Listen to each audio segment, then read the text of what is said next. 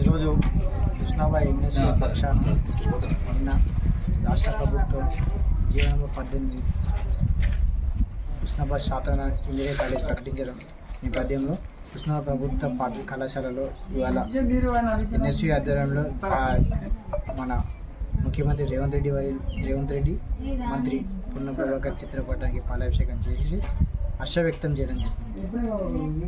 సంబరాలు చేసుకోవడం జరిగింది. స్వీట్లు పంపించేసుకోవడం జరిగింది.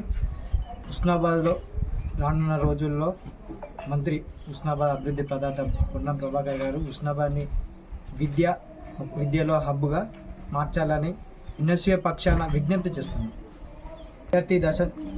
విద్యార్థి దశ నుండి వచ్చిన గౌరవ మంత్రి పొన్నం ప్రభాకర్ గారికి విద్య మీద ఉన్న ఆశ్రమంలో మంచి కళాశాలలు తేవడం చాలా సంతోషకరమైన విషయం.